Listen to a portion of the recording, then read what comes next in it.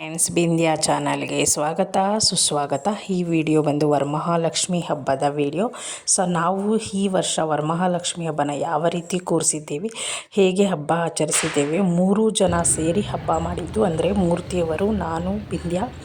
So ಮೂರ್ತಿಯವರು half day work from ಹೋಮೇ ಮಾಡಿ ಅಂತ ಅವ್ರನ್ನ ರಿಕ್ವೆಸ್ಟ್ ಮಾಡ್ಕೊಂಡಿದ್ದೆ. ಸೊ ಯಾಕಂದರೆ ಗುರುವಾರ ರಜಾ ಹಾಕಿದ್ರು, ಮಾರ್ಕೆಟ್ಗೆಲ್ಲ ಹೋಗಬೇಕು ಅಂತ. ನಾನು ಒಬ್ಬಳ ಕೈಲಿ ಆಗೋಲ್ಲ, ಅದಕ್ಕೋಸ್ಕರ ಅವರು ಔಟ್ಸೈಡೆಲ್ಲ ತರೋದೆಲ್ಲ ಅಂಗಡಿಯಿಂದ ತಂದುಬಿಟ್ರೆ. ಸೊ ಇಬ್ಬರು ಜೊತೆ ಸೇರಿ ಹೋಗಿ ತಂದುಬಿಡೋಣ ಬೇಗ ಅಂತ ತೊಗೊಂಡು ಬಂದ್ವಿ. ಸೊ ಆಮೇಲೆ ಶುಕ್ರವಾರ ಬೆಳಗ್ಗೆ ನಾನು 3 ಗಂಟೆಗೆ ಸುಮಾರು ಎದ್ದು ಫ್ರೆಶ್ ಅಪ್ ಆಗಿ ಬಂದು ಮನೆಯೆಲ್ಲ ಒರೆಸ್ಕೊಟ್ಬಿಟ್ಟು ಹೋಗಿದ್ದೆ. ಮೂರ್ತಿಯವರು ಬ್ಯಾಕ್ಗ್ರೌಂಡ್ ಇದೆಲ್ಲ ರೆಡಿ ಮಾಡ್ಕೊಂಡಿದ್ದಾರೆ. ಸೊ ಇದು ಬಂದು ನಾವು ಈ ಸತಿ ಬಳೆ ಶಾಪಲ್ಲಿ ತೊಗೊಂಡಿರೋದು. ಇದು ಬ್ಯಾಕ್ಗ್ರೌಂಡು, ಇದು ಬಟ್ಟೆ ಇದೆ. ಸೊ ಗೋಡೆಗೇ ಅಂಟಿಸಿರೋದು, ಡಬಲ್ ಟೇಪ್ ಬರುತ್ತಲ್ಲ ಅದರಲ್ಲೂ ಅಂಟಿಸಿದ್ವಿ. ಸ್ವಲ್ಪ ನಿಲ್ಲಿಲ್ಲ, ಬರ್ತಾನೇ ಇತ್ತು. ಆಮೇಲೆ ಏನು ಮಾಡಿದೆ, ಸೆಲ್ಲೋ ಟೇಪ್ ಇದೆಯಲ್ಲ, ಸೆಲ್ಲೋ ಟೇಪ್ನ 8 ದಿಕ್ಕುಗಳಲ್ಲೂ ಹಾಕ್ಕೊಳ್ತಾ ಬಂದ್ವಿ, ಆ ಕಡೆ ಈ ಕಡೆ ಎಲ್ಲ. ಆವಾಗ ಪರ್ಫೆಕ್ಟಾಗಿ ನಿಲ್ತು. ದೇವರು ನನಗೆ ಸಾಥ್ ಕೊಟ್ಟಿದ್ದಕ್ಕೆ ನಾನು ಬೆಳಗ್ಗೆ 6 ಗಂಟೆ ಒಳಗಡೆ ಪೂಜೆ ಮಾಡೋಕ್ಕೆ ಸಾಧ್ಯ ಆಯಿತು. ಫಸ್ಟು ಮನೆ ದೇವ್ರಿಗೆ ಎಲ್ಲ ರೆಡಿ ಮಾಡಿ ಅರಿಶಿನ ಕುಂಕುಮ ಎಲ್ಲ ಇಟ್ಟು ಗುರುವಾರ ನೈಟೇ ಎಲ್ಲ ಇಟ್ಬಿಟ್ಟಿದ್ದೆ. ಬೆಳಗ್ಗೆ ಎದ್ದು ಹೂವು ಹಾಕಿ ಸಿದ್ಧತೆ ಮಾಡ್ಕೊಂಡಿದ್ದು. ನಾನು ವೀಡಿಯೋನು ಹಾಕಿ ಬಿಟ್ಟಿದ್ದೆ, ಅಂದರೆ ಲಕ್ಷ್ಮಿ ಹಾಡು ಹಾಕಿ ಬಿಟ್ಟಿದ್ದೆ. ಸೊ ಅದು ಹಾಡು ಕೂಡ ಹಾಕ್ಕೊಂಡು ಹಾಗೇ ರೆಡಿ ಮಾಡ್ತಾಯಿದ್ದು. ಯಾಕಂದರೆ ನಿತ್ಯ ಮಂಪುರ ಹತ್ತಬಾರ್ದು ಅಂತ ದೇವಿ ಹಾಡು ಹಾಕ್ಕೊಂಡು ನಾನು ಮಾಡ್ತಾಯಿದ್ದಿದ್ದು ಕೆಲಸ. ನೋಡಿ, ದೀಪ 2 ಬತ್ತಿ ಹಾಕಿದ್ದೀನಿ. ಮತ್ತು ಇದು ಬಾಳೆ ಕಂಬಕ್ಕೆ ಅಲಂಕಾರ ಮಾಡಿರೋದು. ಇದು ಆರ್ಟಿಫಿಷಿಯಲ್ ಹೂವು, ಇದು ಒರಿಜಿನಲ್ ಹೂವು, ಸಾಮಂತಿಗೆ ಹೂವು. ಸೊ ಇಲ್ಲಿ ಒಂದು ಹೂವು ಇಟ್ಟಿದ್ದೀನಿ, ಚೆನ್ನಾಗಿ ಕಾಣುತ್ತೆ ಅಲಂಕಾರಕ್ಕೆ ಅಂತ. ಅದಾದ ನಂತರ ಇಲ್ಲಿ ಒಂದು ಬಿದ್ದೋಗ್ಬಿಟ್ಟಿದೆ. ಸೊ ಇದು ಜೋಳ ಇಟ್ಟಿದ್ದೀನಿ. ಇಲ್ಲಿ ಲಕ್ಷ್ಮಿ ಕಾಯಿನ್ಸು, ಆಮೇಲೆ ನೋಟುಗಳು. ಇಲ್ಲಿ ಬಂದು ಫಸ್ಟು ತಾಮ್ರದ ಬಿಂದಿಗೆ, ಅದಾದ ನಂತರ ಅಕ್ಕಿ, ಅದರ ಒಳಗಡೆ ಕಲ್ಸಕ್ಕರೆ, ಬಾದಾಮಿ, ಗೋಡಂಬಿ, ಪಿಸ್ತಾ, ಖರ್ಜೂರ ಹಾಕಿಲ್ಲ ನಾನು, ಕಲ್ಸಕ್ಕರೆ ಹಾಕಿದ್ದೀನಿ. ಆಮೇಲೆ ಕಾಯಿನು, 1 ರೋಸ್ ಹೂವು ಹಾಕಿದ್ದೀನಿ. ಮೇಲ್ಗಡೆ ಕನಕಾಂಬರ ಹೂವು, ಅದು ಹೂವು ನಾನು ದಿಂಡು ಥರ ಮಾಡಿ ಸುತ್ತಿದ್ದೀನಿ. ಸೊ ಇದು ಮಲ್ಲಿಗೆ ಹಾರ, ನೆನ್ನೆ ತಂದಿದ್ದು. ಹಂಗೂ ಚೆನ್ನಾಗಿ ಫ್ರೆಶ್ ಆಗಿ ಕಾಣ್ತಾ ಇದೆ. ಇದು ಡೈರೆಕ್ಟ್ ನೋಡಿದ್ರೆ ಕೆಂಪು ಕಣಂಗೈತೆ ಅಲ್ಲ, ಆದರೆ ಫೋಟೋದಲ್ಲಿ ನೋಡು ವೈಟಾಗೈತೆ. ಆಮೇಲೆ ಇದು ಗಣೇಶನಿಗೆ ಗರ್ಗೆ ಹೂವು ಇಟ್ಟು ಅಲಂಕಾರ ಮಾಡಿರೋದು. ಸೊ ಇದು ಒಂದು ಸ್ವಲ್ಪ ಗಡಿ ಬಿಡಿಲಿ ಹಂಗೆ ಹೋಗ್ಬಿಟ್ಟೈತೆ ವೈರ್ ಬಿಟ್ಟಿರೋದಕ್ಕೆ. ಸೇಮ್ ದೀಪ ಎಲ್ಲ.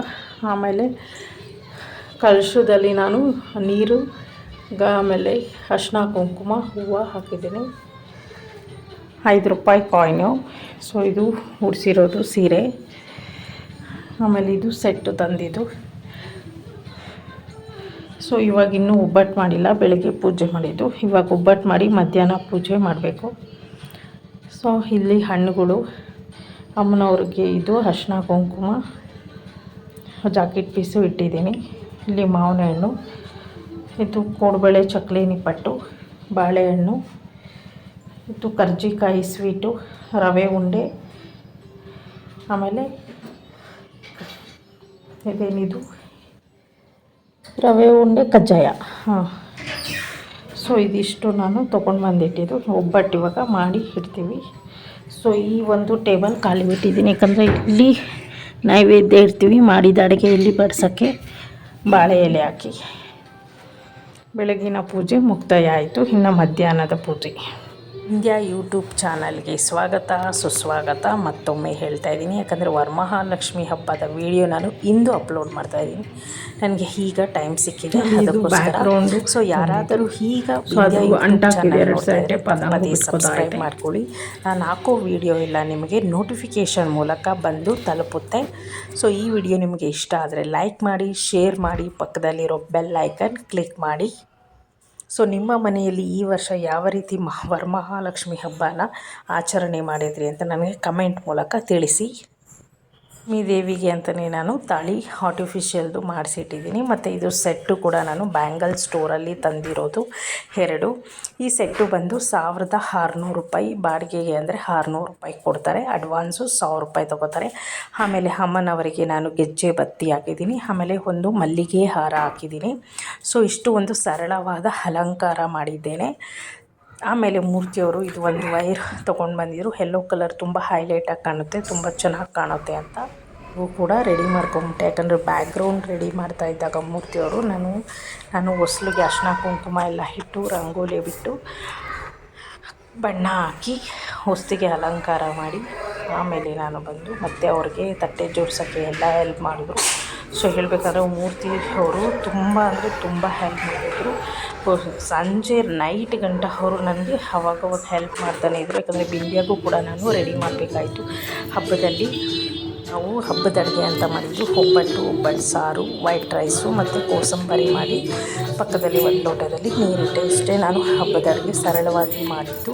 ಯಾಕಂದರೆ ನನಗೆ ಅಷ್ಟು ಮಾಡೋದಕ್ಕೆ ಟೈಮ್ ಬೇಕಲ್ಲ. ಮತ್ತು ಸಂಜೆ ಅರ್ಶಿನ ಕುಂಕುಮಕ್ಕೆ ಕರಿಬೇಕು, ಮುತ್ತೈದೆಯರು ಬರ್ತಾರೆ, ಮತ್ತು ಬಿಂದಿಯಾನ ರೆಡಿ ಮಾಡಬೇಕು, ನಾನು ರೆಡಿ ಆಗಬೇಕು ಅಂತ ಇಷ್ಟು ಸರಳವಾಗಿ ನಾನು ಅಡುಗೆನ ಮಾಡಿಕೊಂಡಿದ್ದು.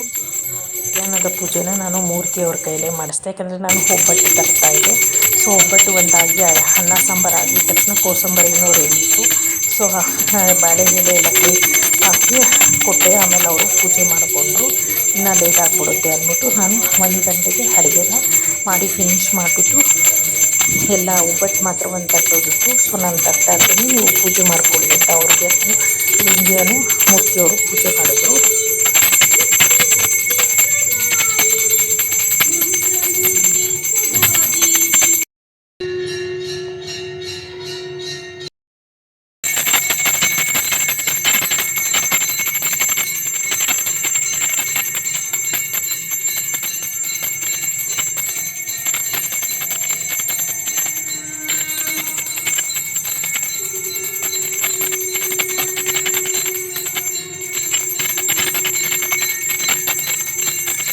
ಸಿಲ್ವರ್ ಪ್ಲೇಟ್ ಏನಿದೆ ಅರ್ಶಿನ ಕುಂಕುಮ ಇಟ್ಟಿರೋ ಪ್ಲೇಟು, ಅದು ಬಂದು ನಮ್ಮ ಗೋಪಿ ಅಣ್ಣ ಕೊಟ್ಟಿರುವಂಥದ್ದು. ಇವಾಗ ಕೆಂಪಾರತಿ ಮತ್ತು ತುಪ್ಪದ ಆರತಿ ಮಾಡಿದ್ದೀನಿ.